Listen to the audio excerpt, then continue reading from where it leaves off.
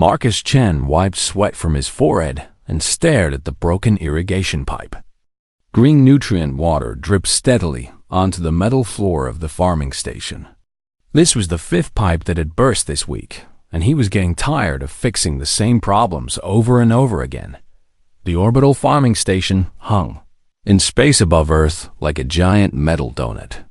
Inside its spinning rings, thousands of plants grew under artificial lights. Marcus had worked here for 3 years, keeping the systems running so people back on Earth could eat fresh vegetables. It should have been a good job, but lately everything seemed to go wrong. He grabbed his tools and started working on the pipe. The wrench slipped in his wet hands, and he cursed under his breath. Behind him, heavy footsteps approached. Marcus did not need to look to know who was coming. The footsteps sounded like someone walking in metal boots, which meant only one thing. "Human Chun," a deep voice said. The voice sounded like rocks grinding together. "You have not completed your weekly efficiency report." Marcus sighed and turned around. Standing behind him was Overseer Kraltik, a Zilithian who looked like a walking crystal statue. The alien was 8 feet tall and made of what appeared to be living blue gemstone. His face had sharp angles and glowing yellow eyes that never seemed to blink. "I've been a little busy, sir," Marcus said, holding up his wrench. "The irrigation system keeps breaking down. I've submitted repair requests 3 times this month, but they keep getting rejected." Kraltik's crystal face showed no expression. Silithians were known throughout the galaxy for being logical and efficient. They made excellent administrators because they followed rules perfectly and never let emotions get in the way of decisions. "The repair requests do not follow proper procedure," Kraltik said. "You must fill out Forms 7A through 12C before any maintenance can be approved. Then, the requests must be reviewed by the Efficiency Committee, which meets once per month. If approved, the repairs will be scheduled according to priority guidelines." "But sir," Marcus said, "by the time all that paperwork gets processed, half the crops will be dead. Can't we just fix the obvious problems now and do the paperwork later?" The Overseer's yellow eyes glowed brighter. "Improper procedure leads to chaos. Chaos leads to inefficiency. The Galactic Hegemony has maintained peace and order for 3,000 years by following established protocols." Marcus wanted to argue, but he knew it was useless. Kraltik would quote regulations until Marcus gave up. The Zilithians had joined the hegemony 2,000 years ago and had become the galaxy's best bureaucrats. They could organize anything, but they could never bend rules or think creatively. "I'll get the efficiency report done," Marcus said. "See that you do. Also, the gravity generators in Section C are making unusual sounds. Submit a noise complaint form and wait for approval before investigating." The Overseer walked away, his crystal feet clicking on the metal floor. Marcus went back to fixing the pipe, but his frustration was building. The gravity generators were not just making noise. They were starting to shake the whole section. If they failed, everything in that area would float around and crash into the walls. But according to procedure, he could not even look at them until the paperwork was approved. He finished repairing the pipe and moved on to the next problem. A bank of growing lights had started flickering. The plants underneath were already starting to look sick. Marcus opened his toolkit and began working, but his mind was elsewhere. This was not how things were supposed to work. Back on Earth, when something broke, people fixed it. They did not wait for committees to meet and forms to be processed. They found the problem and solved it as quickly as possible. But here in space, everything had to go through proper channels. The hegemony controlled thousands of star systems and trillions of beings. It was the largest government in galactic history, and it worked because everyone followed the same rules. But sometimes Marcus wondered if all those rules were making things worse instead of better. He worked for 6 more hours, fixing one broken system after another. By the time his shift ended, His uniform was covered in nutrient gel, hydraulic fluid, and plant matter. He looked like he had been wrestling with the machinery, which was not far from the truth. Marcus walked to his small quarters and sat down at his computer. He was supposed to write the efficiency report that Kraltic wanted, but he was too tired and frustrated to focus on official forms. Instead, he opened the new document and started typing. He wrote about the broken irrigation pipes and how they could be fixed in an hour if someone would just let him do it. He wrote about the gravity generators that were getting worse every day while paperwork sat in somebody's inbox. He wrote about how the Zilithians were so focused on following rules that they could not see obvious solutions to simple problems. The words poured out of him like water from a broken dam. He wrote about human ways of solving problems, how people could look at a situation and figure out what needed to be done without consulting a manual. He wrote about what he called organized chaos, the human ability to adapt and improvise when things went wrong. As he wrote, Marcus realized he was not just complaining about his job. He was describing fundamental differences between humans and the other species in the galaxy.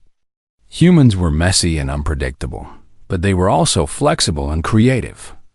They could handle situations that did not fit into neat categories. When he finished writing, Marcus looked at what he had created. It was part complaint letter, part philosophical essay, and part instruction manual for dealing with chaos. He had never written anything like it before. Without really thinking about what he was doing, Marcus addressed the letter to Empress Zarthia herself. She was the ruler of the Andorian hegemony, the most powerful person in the galaxy. She probably received millions of messages every day from across 12,000 star systems. The chances of her actually reading his letter were essentially zero. But Marcus was tired of proper procedures and official channels. He was tired of watching problems get worse while bureaucrats shuffled papers. If he was going to complain, he might as well complain to the person at the top. He hit the send button and went to bed, never imagining that 3 days later, his entire life would change forever. 3 days after sending his letter, Marcus was crawling through a maintenance tunnel when the station's emergency alarms started screaming. The red lights that only activated during extreme emergencies bathed everything in bloody color. Marcus had heard these alarms during drills, but never during an actual crisis. He crawled out of the tunnel and ran to the nearest communication panel.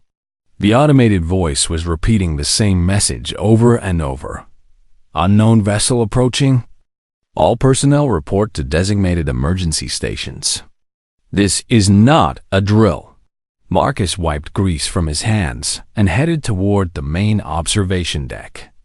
Other workers were moving through the corridors, all looking confused and worried. In 3 years of working on the station, nothing like this had ever happened. When he reached the observation deck, Marcus could not believe what he saw through the massive windows. A ship was approaching the station, but calling it a ship was like calling a mountain a small hill. The vessel was enormous, stretching for miles in every direction. Its hull was painted in deep purple and gold, colors that Marcus recognized from history books. "Is that what I think it is?" asked Sarah Martinez, one of the hydroponics engineers. She was standing next to Marcus with her mouth hanging open. "I think that's a hegemony dreadnought," Marcus said. His voice sounded strange in his own ears. "A big one." The ship was beautiful and terrible at the same time. Its hull curved and twisted in ways that seemed to defy physics, covered in patterns that looked like living art.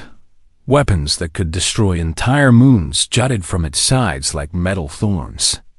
This was not a cargo vessel or a patrol ship. This was the kind of vessel that only the most important people in the galaxy traveled in. Overseer Kraltic arrived on the deck, his crystal form reflecting the red emergency lights. For the first time since Marcus had known him, the Zilithian looked genuinely confused. "There are no scheduled visits from hegemony vessels," Kraltic said, consulting a data tablet. "This ship is not in our arrival logs." Its presence here violates 17 different safety protocols. The massive ship moved closer to the station, and Marcus could see smaller vessels launching from its docking bays. These were shuttlecraft, but each one was larger than most civilian ships. They approached the station in perfect formation, their engines glowing like captured stars. A new voice came over the communication system, but this one was not automated. It was clear and musical, like distant singing. Orbital Station Harvest 7. This is the Imperial Dreadnought Starweaver. We request permission to dock. We have come to speak with Marcus Chun. The observation deck went completely silent. Marcus felt like the floor had dropped out from under him. Everyone was staring at him, and he could not understand why. Did they just ask for Marcus? Sarah whispered dumb. Marcus swallowed hard. I think they did. Kraltik's yellow eyes were now glowing so brightly they hurt to look at. Human Chun, what have you done? Why would an Imperial vessel know your name? I don't know, Marcus said, and it was mostly true. He had sent that letter 3 days ago, but he never expected anyone to read it, much less respond to it. And he certainly never expected a response like this. The docking process took an hour. During that time, the entire station was in chaos. Workers abandoned their posts to crowd around windows and watch the Imperial shuttles attached to their docking ports. Kraltik tried to restore order, but even he seemed overwhelmed by what was happening. When the airlock finally opened, Marcus was standing in the main docking bay with the rest of the station's senior staff. He had changed into his cleanest uniform and tried to comb the grease out of his hair, but he still looked like a maintenance worker, which is exactly what he was. The first beings to emerge from the shuttle were guards. They were tall and elegant, wearing armor that seemed to be made of liquid metal. Their faces were hidden behind helmets that showed no features except glowing blue visors. They moved with perfect precision, taking positions around the docking bay. Then came advisors and officials, beings from a dozen different species. Marcus recognized some of them from news broadcasts. These were the people who ran the galaxy. They wore robes and uniforms that probably cost more than Marcus made in a year. Finally, she emerged. Empress Arthea was not what Marcus had expected.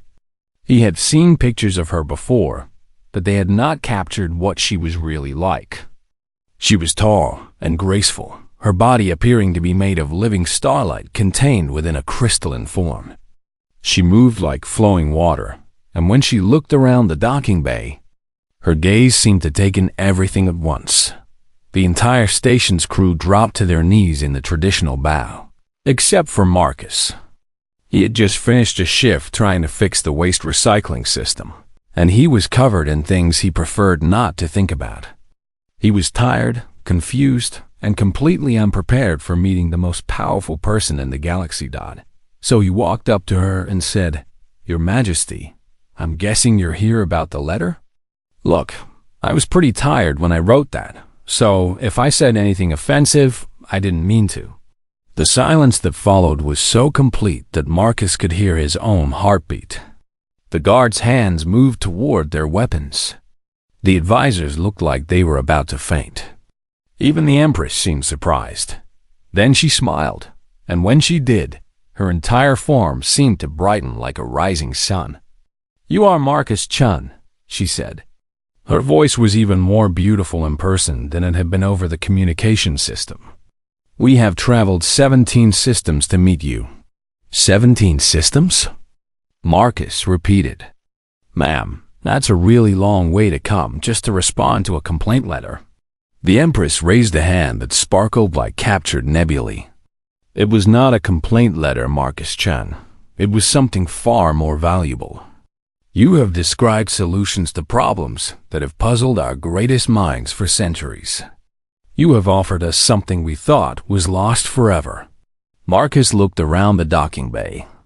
Everyone was still kneeling except for him, and they were all staring at him like he had grown a second head. Your Majesty, he said slowly, I think there might be some kind of mistake. I'm just a maintenance guy. I fix irrigation pipes and replace light bulbs. I'm not anyone important." The Empress stepped closer, and Marcus could see patterns of light moving through her crystalline form like living galaxies. "That, Marcus Chen, is exactly why you are the most important person I have met in 300 years. An hour later, Marcus found himself in the station's observation lounge, sitting across from the most powerful person in the galaxy. The Empress had dismissed her guards and advisors, asking to speak with Marcus alone. Through the lodge windows, the Helix Nebula painted space in swirling colors of purple and gold. Marcus was still trying to understand what was happening. He had changed clothes again and washed the grease from his hands, but he still felt completely out of place. The Empress, meanwhile, seemed perfectly comfortable sitting in the simple furniture designed for human workers. "Your Majesty," Marcus began, "I still don't understand why you're here. My letter was just me complaining about work problems. Nothing in it was important enough to bring you across the galaxy." The Empress tilted her head, and light patterns shifted through her crystalline form like captured stars. "Marcus, how long have I been ruling the Andorian hegemony?" "About 300 years, I think." 312 years, she corrected. "In that time, I have governed 12,000 star systems and trillions of beings. I have maintained peace, order, and prosperity throughout the galaxy. Do you know how I have done this?" Marcus shrugged. "By being really good at your job?" The Empress made a sound that might have been laughter. "By following rules, Marcus. Rules created by my predecessors, refined over thousands of years. Every problem that arises in my empire has a proper solution, determined through careful analysis and established procedure." She gestured toward the space outside the window, where distant stars twinkled like diamonds. "When pirates attack a trade route, we respond according to Security Protocol 7 Alpha. When a planet requests emergency food aid, we follow Distribution Guidelines Section 12.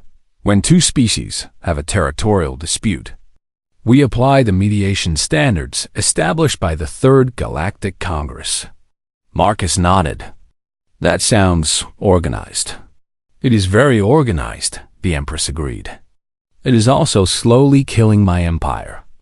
The statement hung in the air between them. Marcus was not sure he had heard correctly. "I'm sorry, what?" The Empress stood and walked to the window, her form casting strange shadows in the nebulous light. "Marcus, every problem in my empire is solved by committee. Every decision goes through layers of review and analysis. My greatest minds, the Zilithians like your overseer Kraltik, the hive-minded Korthik, the quantum processing A is of Nexus Prime. They all approach problems the same way. They gather data, analyze patterns, apply established solutions." She turned back to face him. "They are very good at this. They are efficient, logical, and precise. They make few mistakes, and they maintain stability across unimaginable distances. But Marcus, they are all predictable." Marcus was starting to understand, but he was not sure he liked where this was going. Predictable how?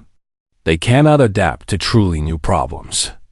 They cannot think outside established parameters. They solve today's problems using yesterday's methods, and when that fails, they simply apply the methods more carefully.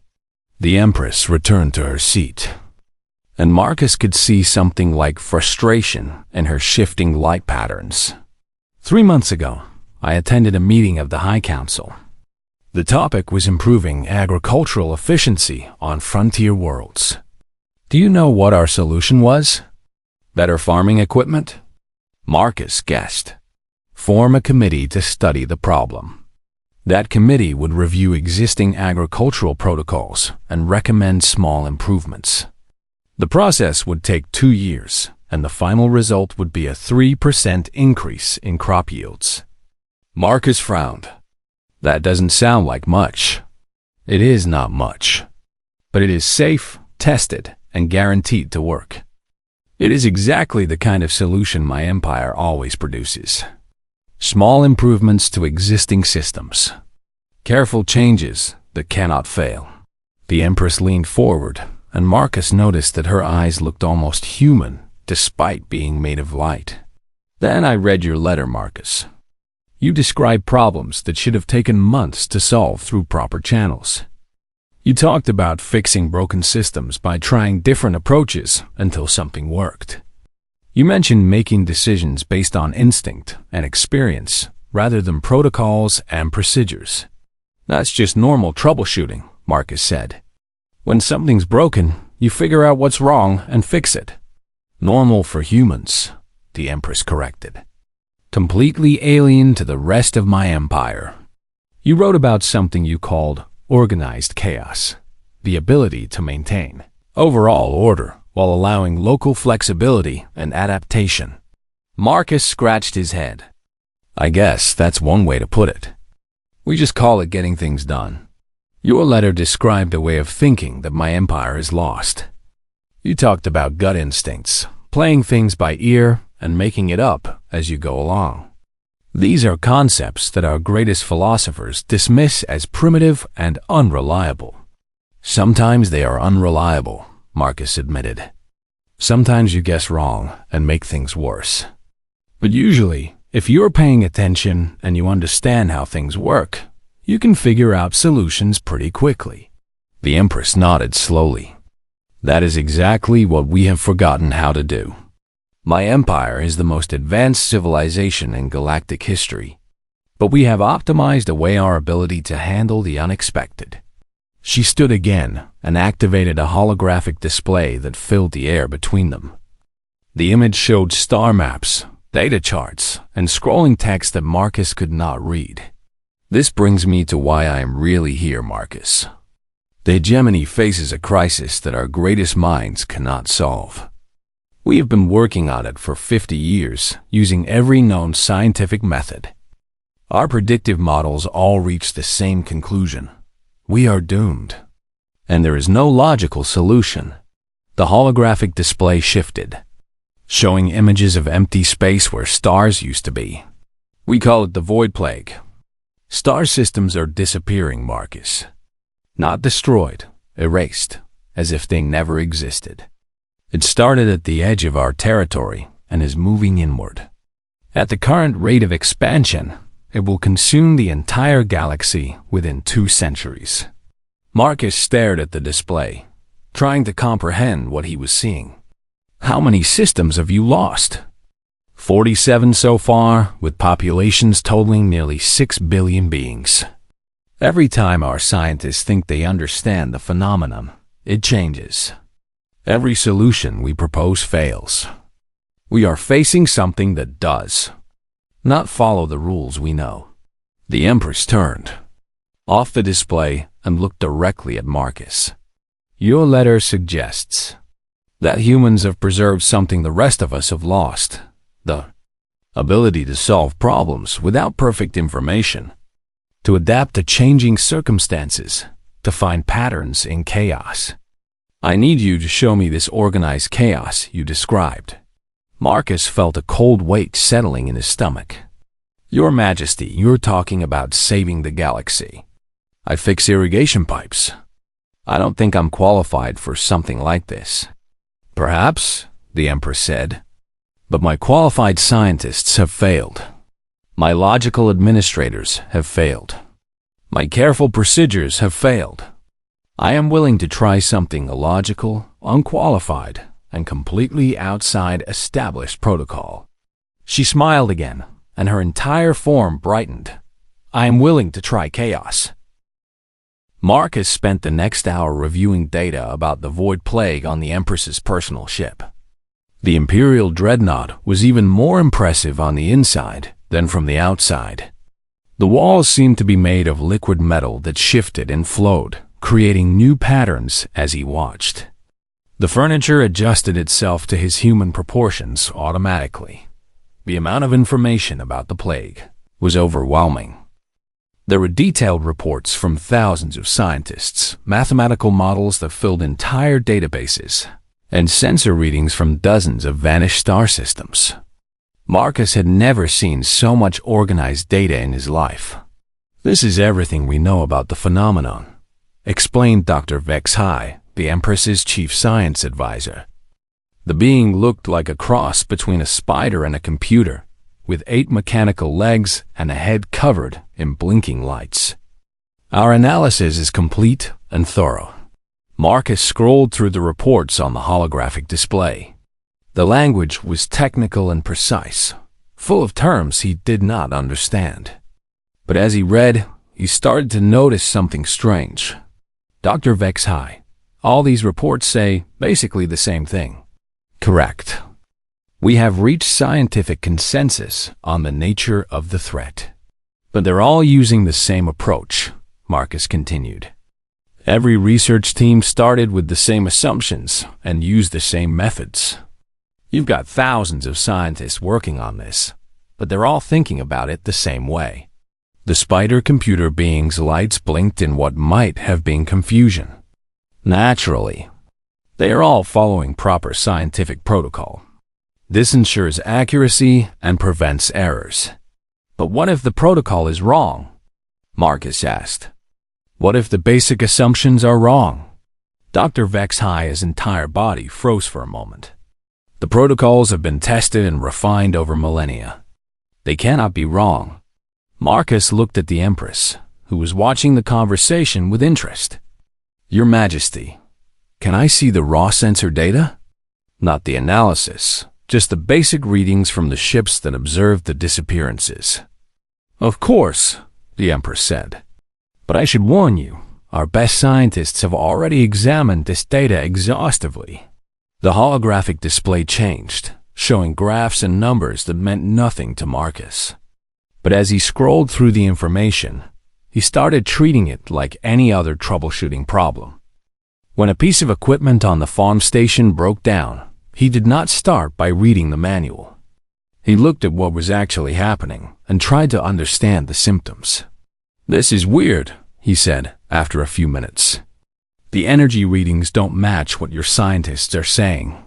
Dr. Vexhai moved closer, his mechanical legs clicking on the floor. "What do you mean?" "Your reports say the star systems are being destroyed, right? That some unknown force is breaking them apart and scattering the matter." "Correct. But look at these energy readings," Marcus said, pointing to a graph. "When a star explodes, it releases massive amounts of energy. When planets are destroyed, you get debris fields and radiation. But these readings show something different." He manipulated the display, pulling up data from several different incidents. "The energy isn't going away. It's changing. Look, right before each system disappears, there's a massive spike in quantum field fluctuations. That's not destruction. That's transformation." The room went quiet.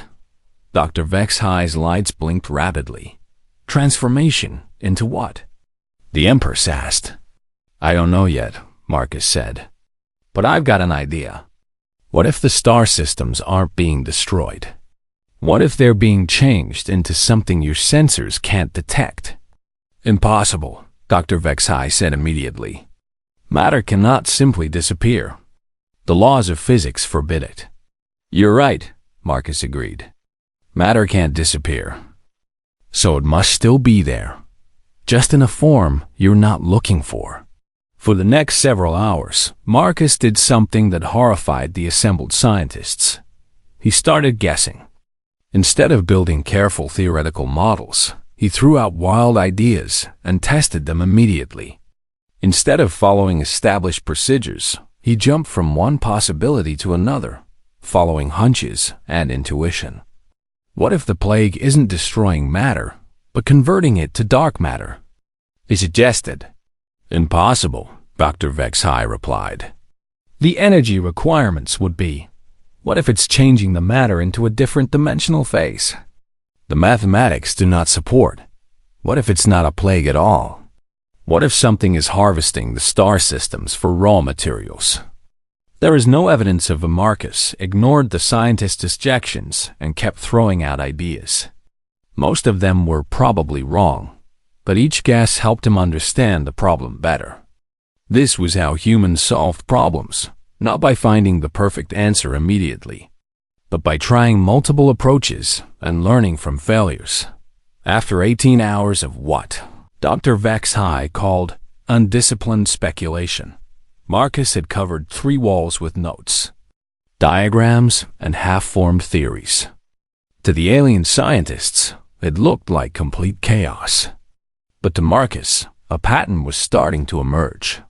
"I think I've got it," he said finally. "The Void Plague isn't a weapon or a natural disaster. It's a creative force." "Explain," the Empress said. Marcus pointed to his wall of notes.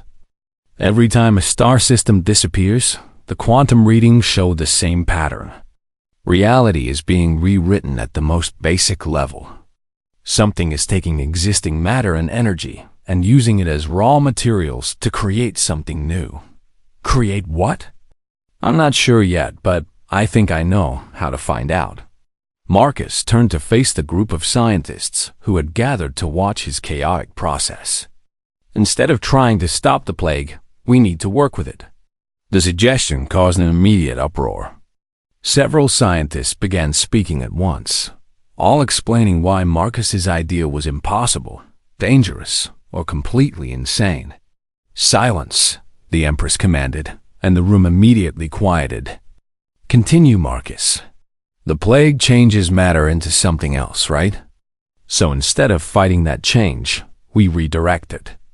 We build devices that can influence the transformation, steering it toward creating something useful instead of just making things disappear." Marcus walked over to the holographic display and started sketching a rough design.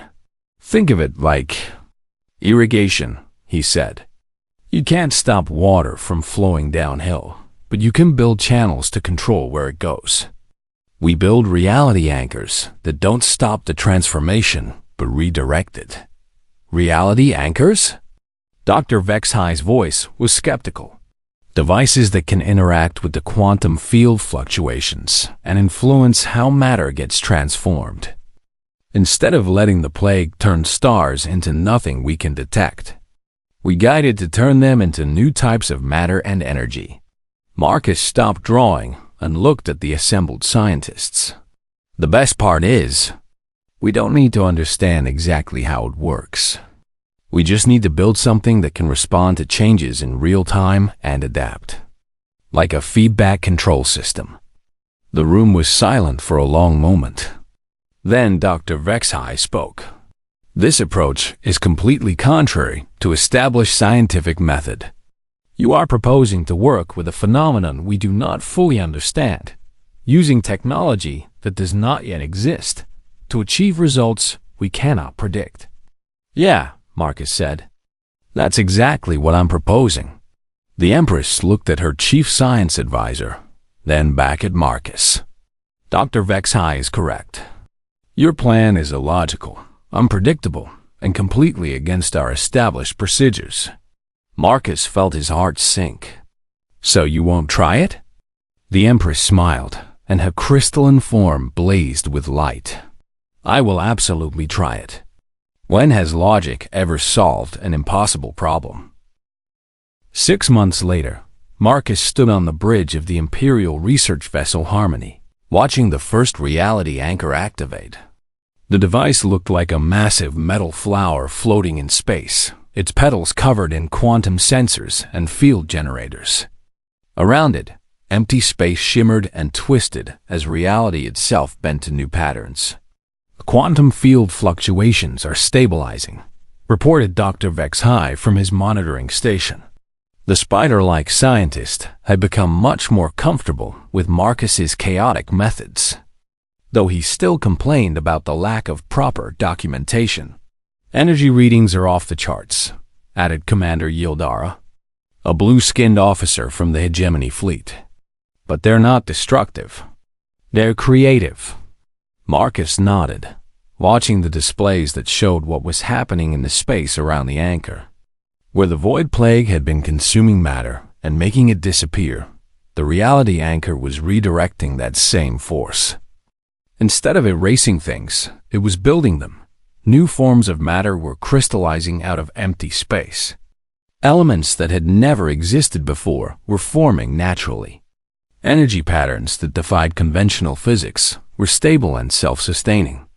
The plague was still transforming reality, but now it was creating instead of destroying. "It's working," Marcus said quietly. "The plague isn't gone, but it's not dangerous anymore. It's actually useful." Through the bridge windows, he could see other ships spread throughout the system. This had been the next target of the Void Plague, a star system with 12 planets and 4 billion inhabitants. According to all predictions, it should have vanished 3 days ago. Instead, it was becoming something new and wonderful. The Empress appeared beside him in a flash of transported light. She had been monitoring the tests from her flagship, but she often teleported to the research vessel to watch the results personally. "The first reality anchor is exceeding all expectations," she said. "The transformed matter is already revolutionizing our understanding of physics. Our engineers believe this new material could improve faster than light travel by a factor of 10. Marcus smiled. "And this is just the first test. Once we understand how the process works, we can build anchors that create specific types of matter. Imagine being able to turn empty space into whatever materials you need." "The implications are staggering," the Empress agreed. "But this is not the most important result of our experiment." "What do you mean?" The Empress gestured toward the bustling bridge around them. Marcus looked and saw something he had not noticed before. The crew was not following standard hegemony protocols. Instead of rigid hierarchies and formal procedures, people were working in small, flexible groups. They were adapting to new situations in real time, making decisions based on immediate circumstances rather than predetermined rules. "Your reality anchor saved this star system," the Empress explained.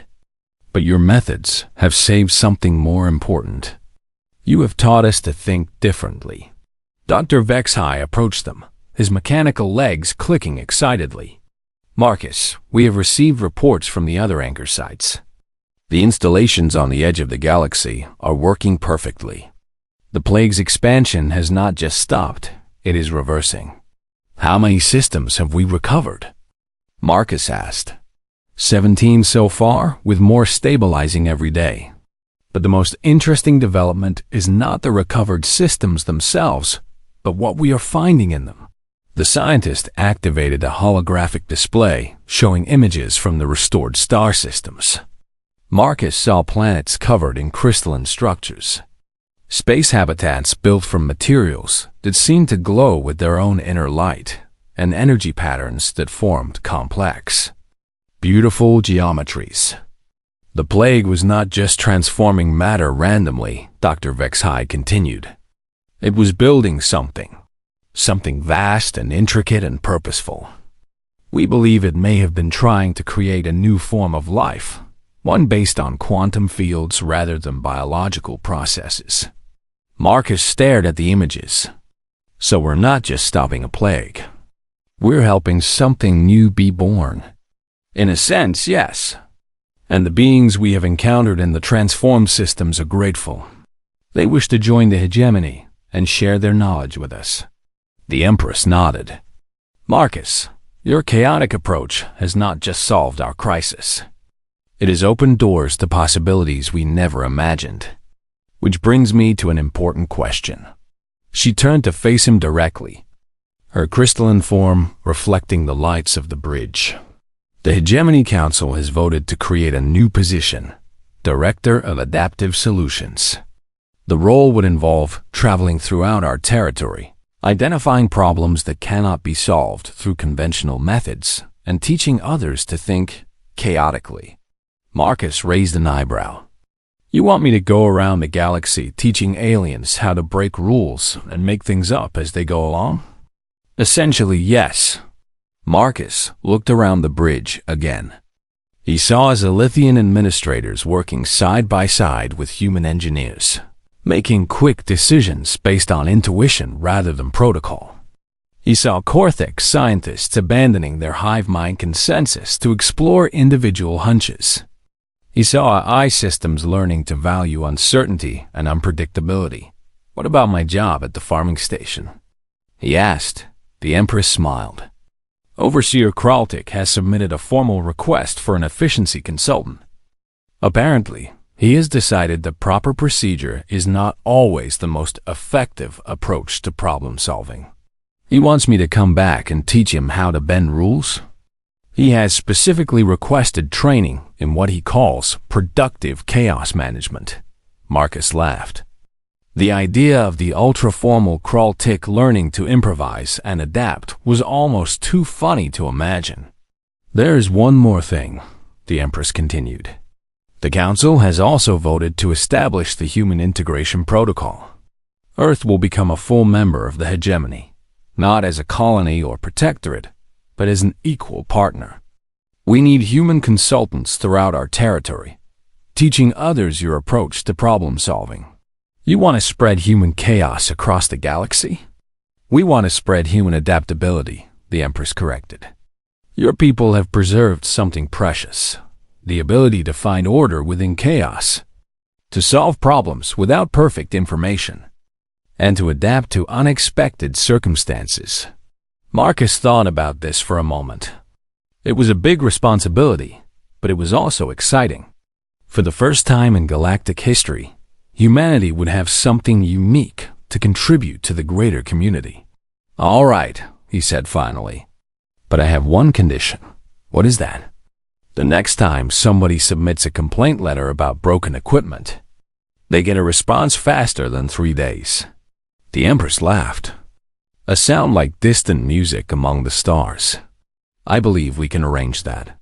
Marcus looked out at the space around the reality anchor, where new forms of matter were still crystallizing from quantum fields.